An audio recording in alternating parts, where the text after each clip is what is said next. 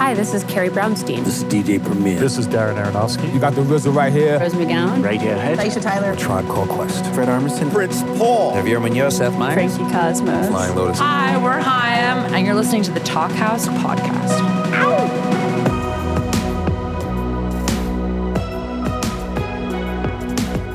Hello and welcome to the Talkhouse Podcast. I'm Josh Modell. On this week's episode, we've got a pair of singer-songwriters who exist in a sort of post-genre world.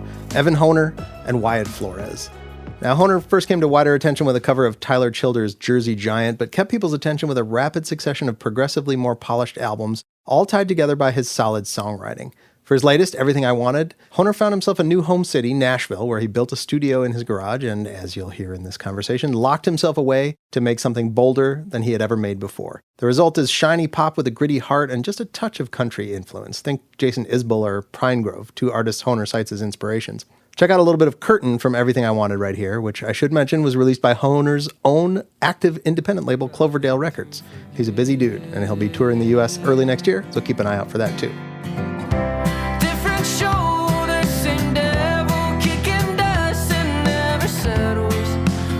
I'm not alone.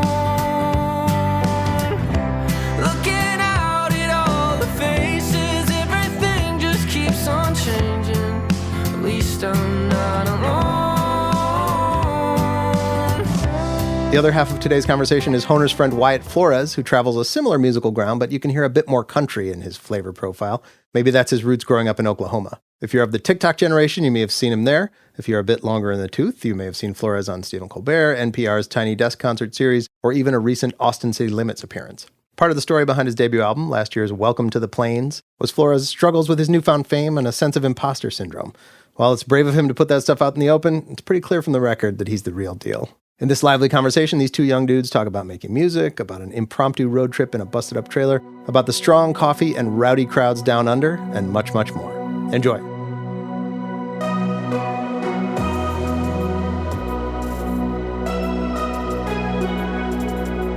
Well, first I want to talk about how much I hate Evan Honer.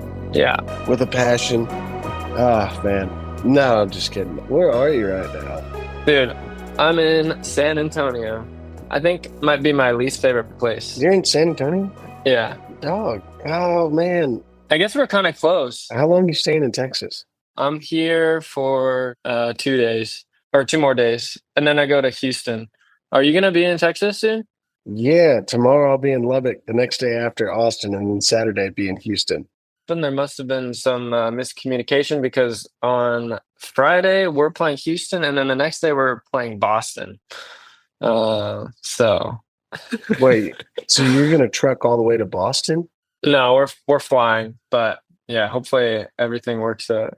Okay, I was fixing to say, man, that makes me sad. I'm missing you by just this much. I know, dude. It's always just this much. What did you think of the Arizona crowd? Dude, Arizona goes hard every time. But last night's venue was beautiful. I'd never been to Flagstaff. I honestly didn't know Arizona had trees. No, it snows there. It's pretty crazy. Yeah, did you ever figure out how to snowboard? No, not really. Is there any part of Oklahoma that has that? Those kinds of trees and mountains? Yeah. Not really. Nothing that compares to that. Does it snow it snows a good bit in Oklahoma, right? Like a lot? Or no? I wish what happens is our weather's so finicky that it'll snow and then all of a sudden it'll just melt the next day and then it just turns all to mud. And then what usually happens is we don't really get a pretty snow. We just get like a whole bunch of ice storms and then it just rains and then freezes over. I got to spend some time in Miami, Oklahoma. Tell me about that. I thought it was Miami the whole time, but I quickly learned. Is that the thing that they had just tobacco in their mouth when they were making all the names? So it's like Miami or was that what happened there? Yeah, probably. Yeah, probably. It's probably like a family of 4 and they just stopped there and they're like, we'll go to Bay Miami. Yeah. They must have been from Louisiana. Probably. But that was good. It's pretty hot. But we went on right after the guitarist of the Rascal Flatts. He got inducted into the Music Hall of Fame, Oklahoma. So that was a pretty big deal. I didn't even know he was from Oklahoma. Yeah, from Miami. He probably started that city. How's the road been? How's everything been feeling? It's been interesting.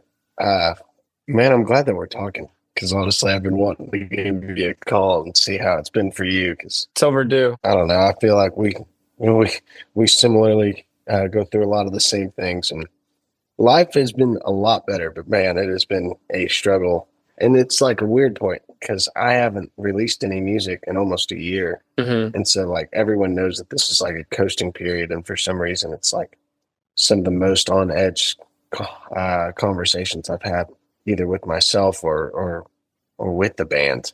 Had a lot of great shows. There's been some shows though where I can't even like lock in, I guess, if that makes sense. Yeah. And I feel so ungrateful for like even saying it out loud. Yeah. And I don't mean to be. It's just like all these old songs. I'm trying to like find something that I can attach to nowadays. Feel excited about. Yeah. Yeah. And it's not like these songs don't mean the world to me, but I also wrote them 3 years ago. No, I agree. There's two parts of me in that way. Like I'm like, I want to make everyone happy at the shows and I want to play the songs that they want to hear. But on the other part, for me to be happy and be excited playing the songs, then it's not going to be these songs that I wrote so long ago, you know? I would much rather play the songs that I feel excited about right now. Yeah. It's hard. It's hard to do that. But you know what? Some silly guy told me that what he does is he changes up the arrangements and of the older songs, which I don't know if you remember, but you told me that when you're staying at my house. Change it up, change the arrangements, and I'm guessing you went through like every possible arrangement of the old songs now. I'm getting really close, dude. That generally was like really, really good advice for me. I definitely took that and put it into the set and tried switching up the old ones, and I feel more excited about things because then I'm like, oh, it has this weird like stop, and then we all like do this, and then we hit like a different chord, and then people are like, oh, they like did something, or like I don't even know if people actually noticed that. We have no idea if the crowd ever enjoys what the hell we're coming up with. Yeah, but as long as you enjoy it. But I know I enjoy it. Yeah. I wonder if people like listen more with their eyes rather than actual like listening. You know, like I think majority of people, I'm curious to hear your point on this, is like what like most people are focused on what's going on in front of them rather than like what actually is what they're hearing. Just had the same question. I've been talking to Austin. I finally got him on wireless last night, and he's been worried about like the guitar dropping in and out. And I was like, brother, I promise you, these people are just more excited that you're coming up to their part of the fence and just being like, here I am, instead of all the way on the other side. I was like, they are more excited to just look at you play and be right up in their face than what they're hearing. However, I do believe that there's times in the set where you do listen. And I think there's a balance to that in itself, because I just got a wireless mic. Brother, you got to get one. Dude, I'm 100% getting one. I'm mad that I don't have one right now, but I've been seeing the videos, bro. It looks like a good time.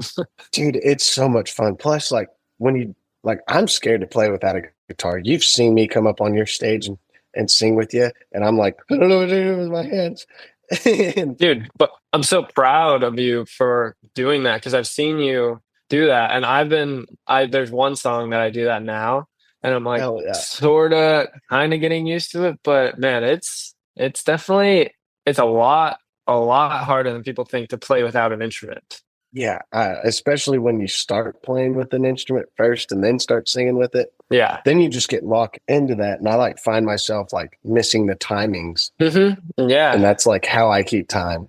But now it like I trust my band enough to where I feel like I'm just singing karaoke. Yeah. And it's just fun as hell, dude. But yeah, it is hard to figure out if the crowd actually cares about what they're hearing or if it's more just us moving around and stuff. But I'd really like for it to be a balancing act of that as well, where there's certain songs where we all come together and it's like tune in. Mm-hmm. And then there's other parts where it's like, no, this is just supposed to be fun and wild and run around. Going nuts. Going crazy, dude. Go start flipping tables over.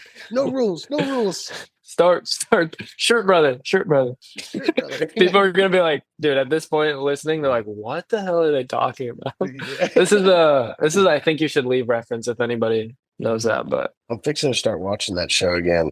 dude, it's my favorite, bro. You know, what my ultimate goal for a tour announce would be is having him do my tour announce. Dude, that would be legendary. I think it would cost me the entire tour to get him to do it, but it might be worth it. Yeah, but it's worth it, bro. Or even like that would be even more. But having him open for you, bro, that would be insane. Or you open for him. I would rather open for a comedian because I mean I can try and make people laugh, but I have terrible jokes. Well, that's the thing is, if it's me against a crowd of random people and Tim Robinson, like no way I'm winning that crowd over more than Tim Robinson. No shot. I did see Shane Gillis open it up for Zach, and I was like, dude, I would hate to have to go on after Shane Gillis. Yeah. Even though he was sitting there going, yeah, y'all are just looking at this dumb motherfucker up here on the stage. It's like most of his jokes. He's like, I don't even know what I'm doing here. Yeah, I'm like, why? This was Zach's idea. Like, I don't even know why I'm here. Oh, good Lord. Dog, we got to start some beef, though. We did. I mean, we did a little bit.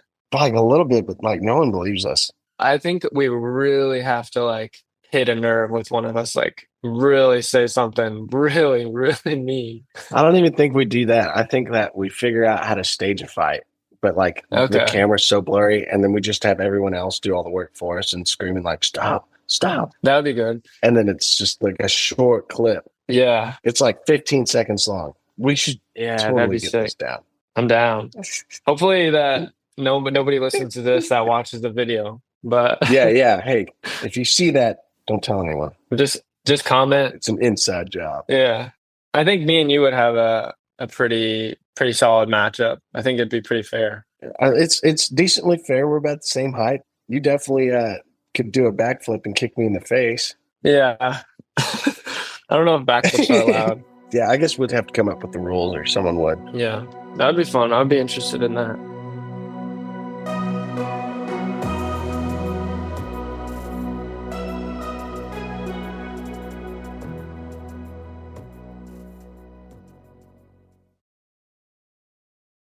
I do want to talk about your album because holy shit, dude. I mean, I just remember getting the roughs, but I also remember coming to your house. For the listeners that are listening to this, I was going to try and sell my red trailer. And so I drove all the way to Nashville, and and I couldn't get him to text me back. I just had this old address that he sent me from a long time ago. And I'm like, I have no idea what he drives these days, what house this is. It's almost midnight.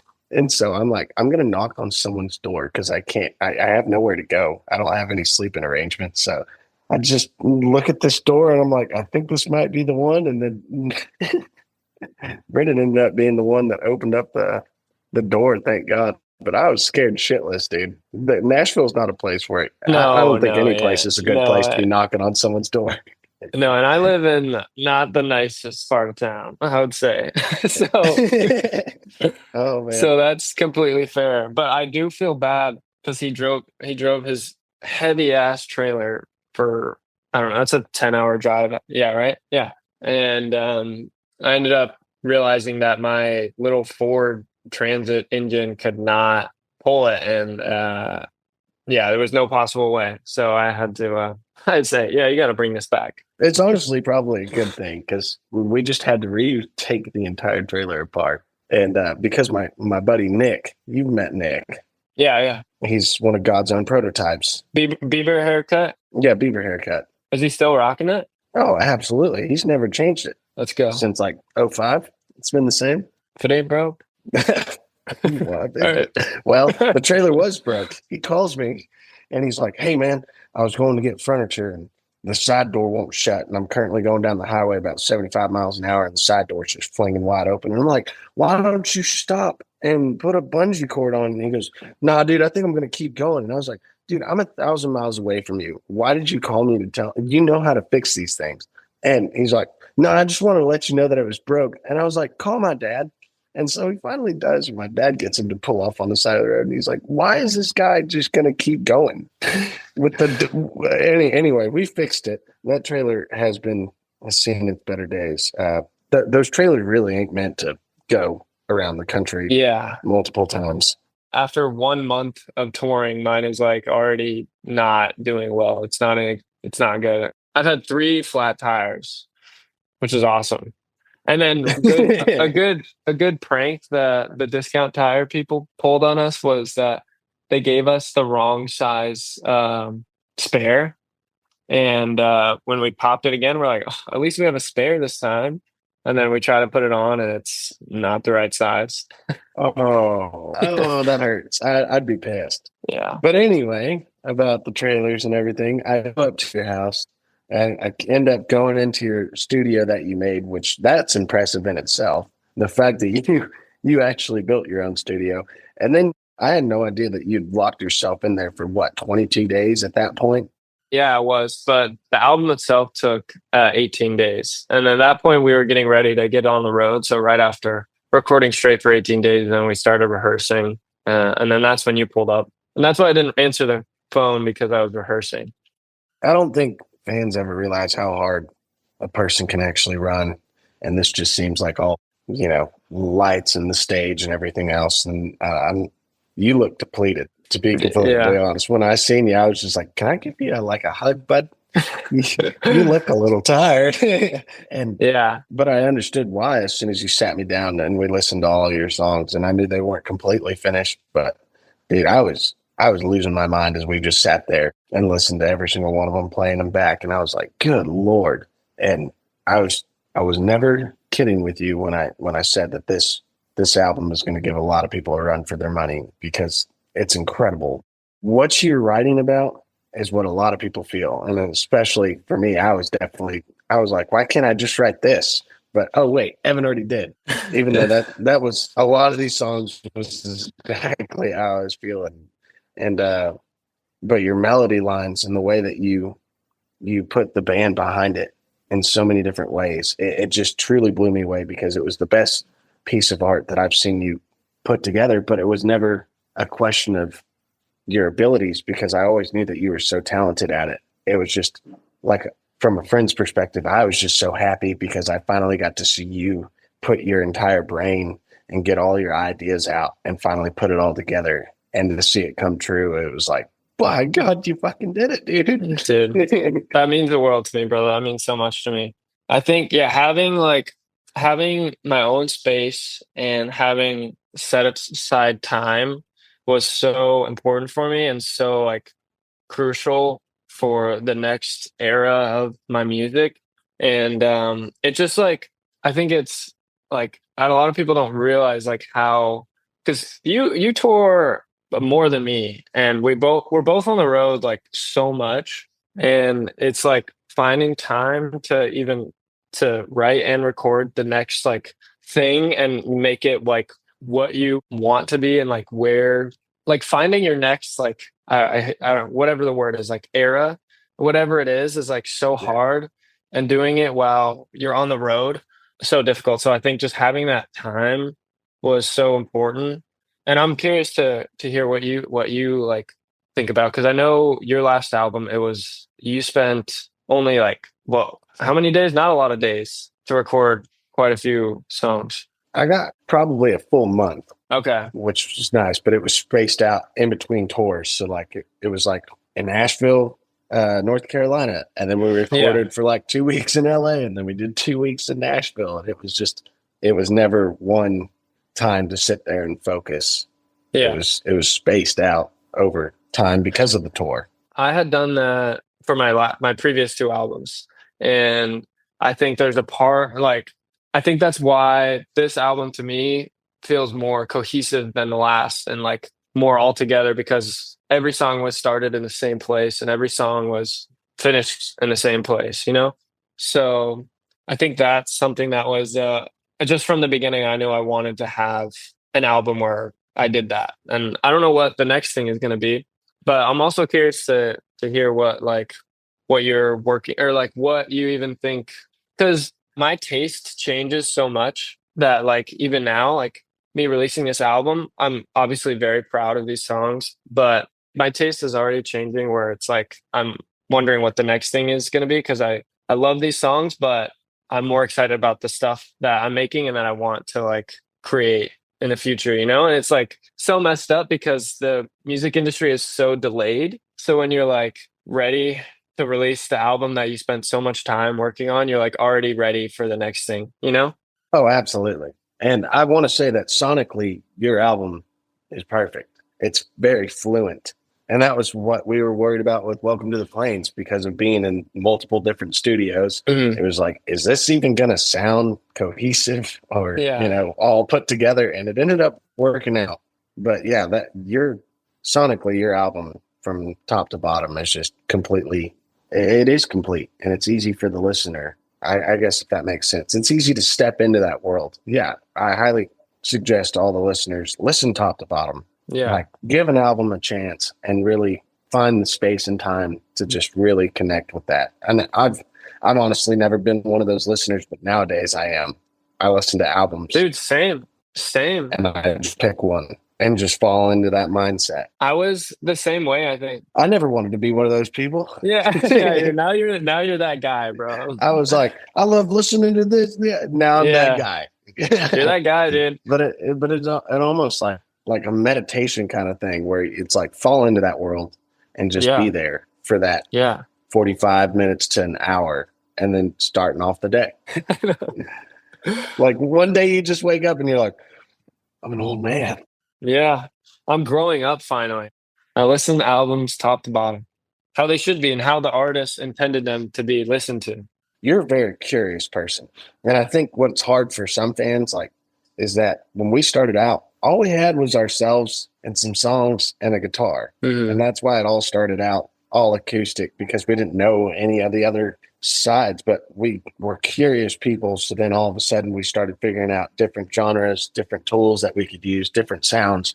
And then all of a sudden it progresses. And now that you're hungry for it, you attack the new thing. And then all of a sudden, as soon as that's over, you got to think about what's next. And then it's hard to stay in the same mindset of when you created and what you're creating now, but still having to go out every single night and perform something that's from a different time. Yeah.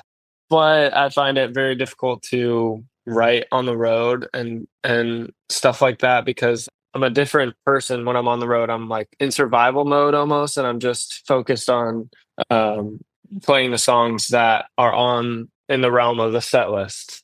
And for me, it's really hard to take time and like write, because I'm just not in that space. And when I get home, I can get really excited about it. So I think, I don't know, I'm curious, are you the type to write on the road? I'm trying to get back into it to where I'm writing more. But oftentimes what happens is I end up just writing something on my phone, and I don't even put words to it or music to it. And then all of a sudden I'll come back to it later. So oftentimes I'm just getting ideas, but what I'm really trying to do is focus on just writing letters to people, getting back into it and sending postcards. And it's almost like therapeutical for me to like write down what's gone on in my days. And this is what's happening, and it helps me process. But the reason it's helpful to process is because while you were in the studio for 18 days grinding it out, I spent 2 months completely unplugging, fucking right off, and not doing anything musically, because I felt like other people were pushing me, and I wanted to be the one that was pushing them. So this year has been way more me driven. I finally kind of came back to myself and found the flame. And hell, there was 1 week that I wrote 16 songs, and that's pretty much most of the album right now. If I like it, dude, it was just like, there it is. But it takes time to process things and to before you're ready to actually have something to say. And that's been like the hard part, because, it's our job to write songs. It's like, if you got nothing to say, then what's the point? I think it's funny how like we have basically like our whole life up to that point to write our first album, and then we have like a year to write the second one. And it's like there's two parts of me as well that's like, I think Jason Isbell talks about this, and we both love Jason Isbell. Oh yeah. He is on the side of more like writing every day and writing 1,000 songs, and like no matter how you feel or whatever, just like keep writing. And then there's also another side of it where it's like waiting until you have something to say, or experiencing more life. And I don't know. I've realized I don't think it's just however the person wants to do it and their way of creating art. That's what I've been thinking about recently is just how, I don't know, there's two ways to go about it. But then there's almost like what you were saying is like there are so many people pushing you to do it and you didn't feel like you want to be the one in charge. Because there's multiple ways, you know, 1,000 ways to skin a cat. I agree with what Jason's saying because it keeps that muscle growing. Mm-hmm. And it is good to write every day. But man, you know, we're still young, dude. I know we're getting our shit figured out. We're growing up. But I mean, hell, dude, we're experiencing life like most people will never. Yeah. How do we be the front man of everything and still find some peace and quiet, you know, to actually write how we feel or what's going on? And you know, it's just the pressure of it all. So a lot of times, yeah, I think it is great. I think Braden, my manager, always tells me about Miranda Lambert because he's a huge Miranda Lambert fan. But she goes through phases where she writes, she does her albums, she tours, and then she lives. And then she writes. And then she, you know, and I like that a lot more because then you at least get to live, you at least get to process, you get to write it, then go do it. What about you? Have you recorded your album? I have not. My demos have Okay. gotten better. I finally had people help me make the demos, and it was the people that I was writing with them too, and they're Gion's a freaking wizard.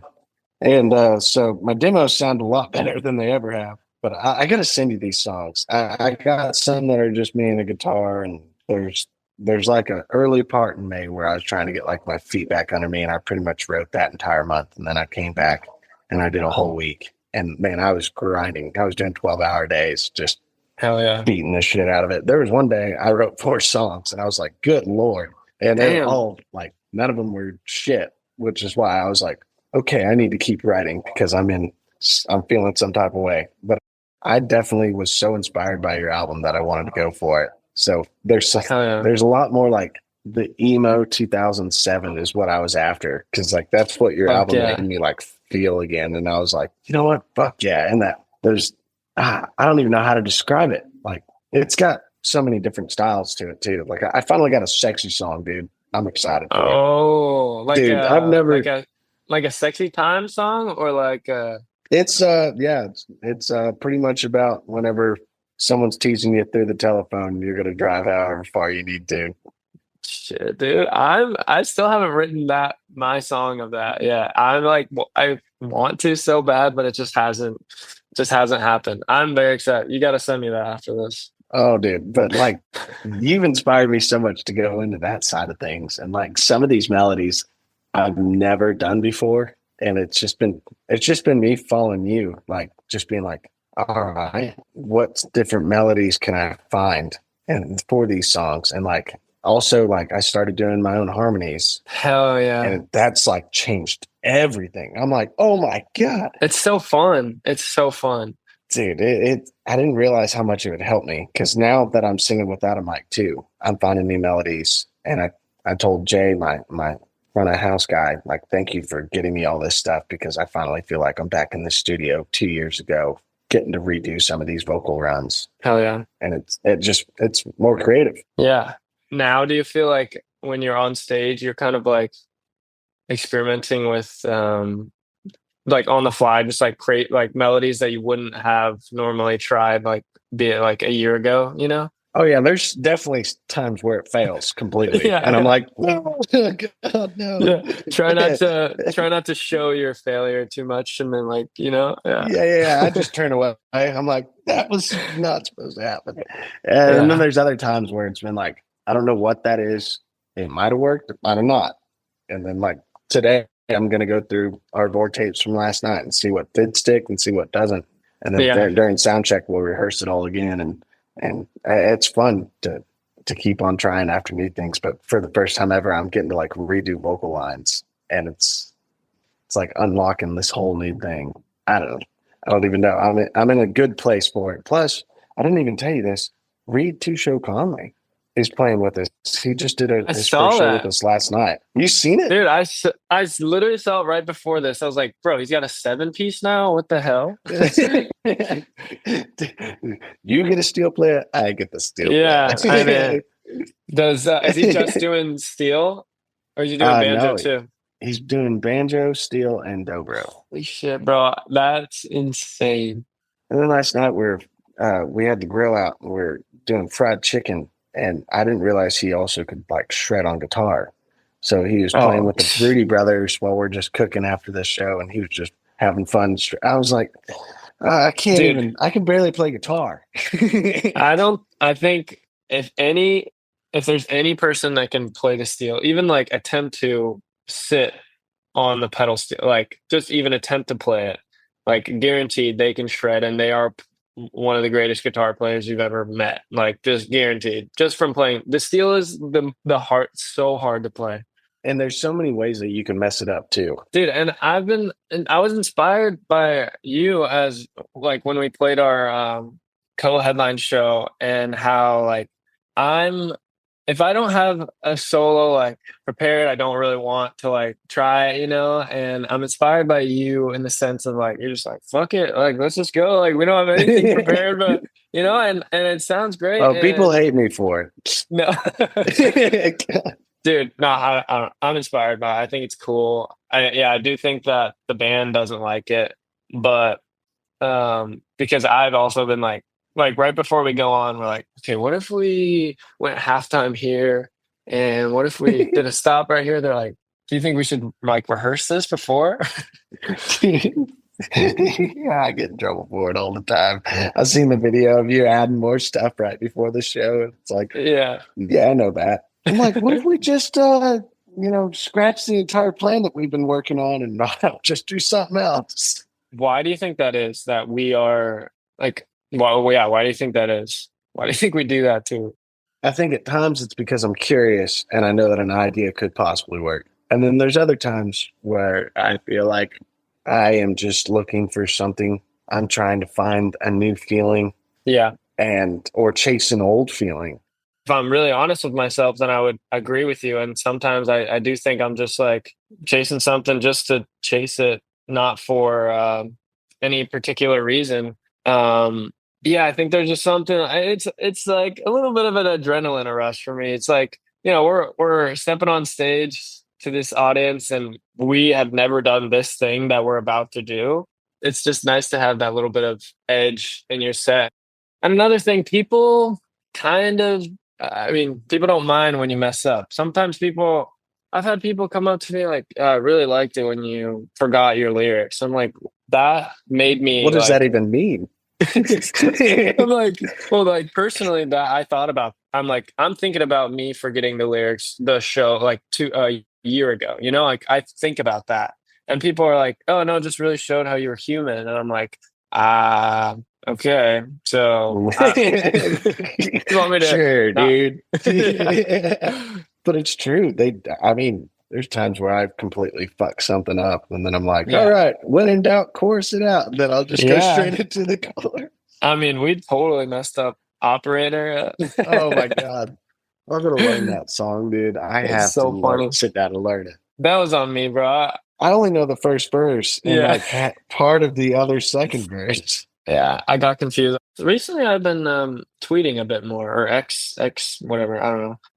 And I know you're pretty active on there, but I said, let's bring back throwing tomatoes at bands if they mess up. And then somebody replied with the video of us singing Operators, like, does this count as tomato worthy? And I was like, oh, I walked into that one. No. Oh man. Yeah, I probably deserved a tomato for that one. Both of us, bro. The whole 8-piece band. The strip back to 8-piece. That shit was incredible though. I know we told hard, and there's nights that are just incredible. There's nights that are just nights, but that one I was looking so forward to it because I for anyone that was at that show, we literally learned each other's songs 45 minutes before doors opened. And it turned out going pretty damn well in my opinion. Pretty good. Yeah. I don't know if I've ever I'm trying to think of like the equivalent. It would be like I don't know, with Tyler Childers and Jason Isbell. Like, I'm not saying that we're anywhere near that. I'm just saying my personal favorite artists, going to see them like side by side, Oh yeah. I would shit my pants. I'm not saying we're anywhere near, like not even close. But you know how crazy that would be? Oh, I'd lose my shit. Yeah, that would be a very cool experience. So more people should do that. We should do that more. Or we should do that more. Yeah.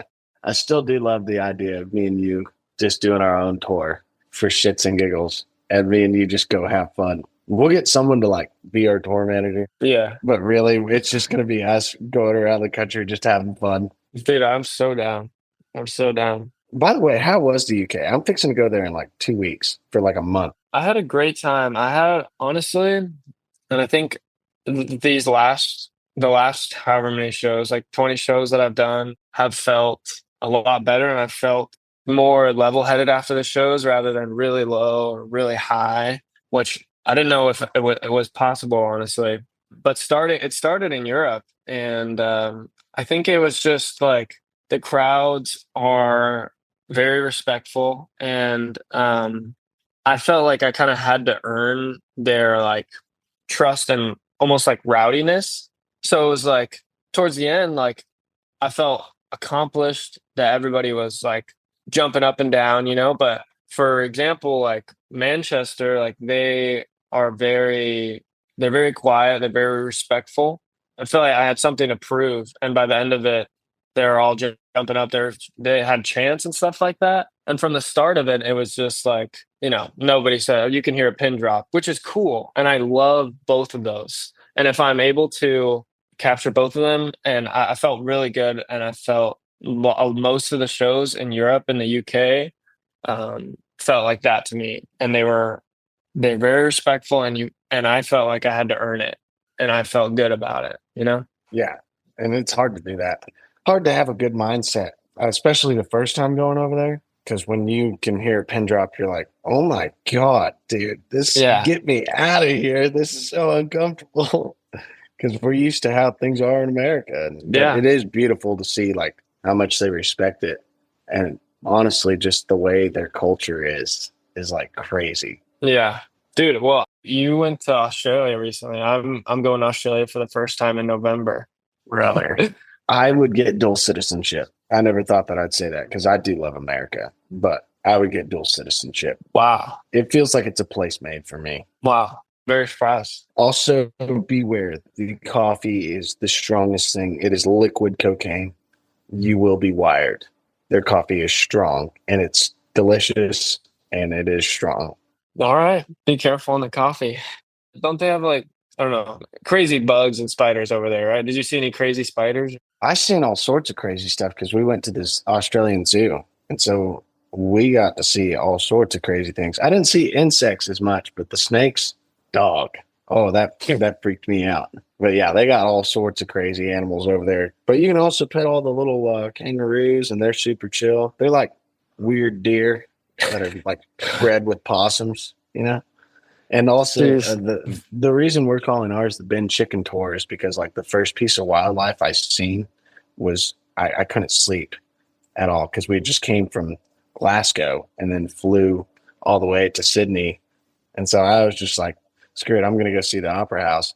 And while I was walking there at like 6 a.m, this weird bird just like walked right in front of me like he owned the streets. And it's just this, and they call it a Ben Chicken, which is just a trash chicken. And it's the weirdest thing. I freaked the shit out. I was like, oh God, what else am I going to see out here? But it was the most beautiful thing. If you go to the Opera House, make sure you go take a walk through this park. The city's beautiful. The people are so nice. Also, I love their accents. I can't get enough of it. It's incredible. You're going to enjoy it. I'm very excited. And with the crowds, they're respectful, loving, and if you want them to get rowdy, they will be the rowdiest crowd you've ever had. Hell yeah. I'm excited for you to go. I will need updates on how your experience is going. Are you going in January? It's either January or February. I think it's February. Okay. I'm going in November. But what's even funnier, my mom and dad are going. And I've never traveled outside of the country with my parents. Wow. I want to just put a GoPro on my father and mic him Just get up. his reactions. Like the head, like walking around with the head. With his cowboy hat on. That would be so funny. Oh my gosh. Dude, how are your parents doing? I know I've only gotten to meet them once, and I'm sorry that I didn't get to talk to him for very long.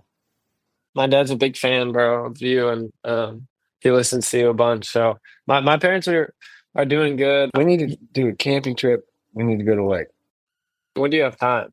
That's always the funny thing is like with we're always like, bro, like we got to do this thing, and you're like, yeah, okay, like when? It's like, well, I'm busy like all of October. It's like, and then I'm like, okay, but you're free in November, and then I'm like, oh, I'm full. I got the entire November booked out. What we need to do is just figure out a show that we're going to do together, then go camping in that time period, because you'll have a bus, Yeah. I'll have a bus. We'll just put both buses Yeah, in an actual RV park that's perfect. at a lake. It's perfect. I like it. Hey, Now that could work. Oh shit, man, I miss you. I miss you too, brother. I can't wait until the next time we get to hang out together, and sadly missing each other by just this much in Texas. Yeah, I didn't even realize until I hopped on this that we're so close to each other. I'm trying to think. If you get the opportunity, I believe it's called Hilltop Cafe. If you get the chance. In San Antonio? It's not in San Antonio, because you need to go check out New Braunfels. It's real close. Okay. It's beautiful. Go to Green Hall if you get the chance. Go down to Green. Okay. Get out of the city. Go to Green Hall. All right. Half my band went to Rainforest Cafe yesterday. I still have never been. Still never gone. No, I've never been. Maybe we could do that. Are you going to be in Nashville soon? Wait. Have you been or no? No, I've never been. We got to go. Let's do it. If we can't go camping, we at least got to hit a Rainforest Cafe. Same thing. We're out with the trees and stuff like that. It's the same vibe. Yeah, it's almost the same thing. Thanks for listening to the Talkhouse Podcast, and thanks to Evan Honer and Wyatt Flores for chatting. If you liked what you heard, please follow Talkhouse on your favorite podcasting platform and check out all the great stories at talkhouse.com. This episode was produced by Myron Kaplan, and the Talkhouse theme is composed and performed by The Range. See you next time.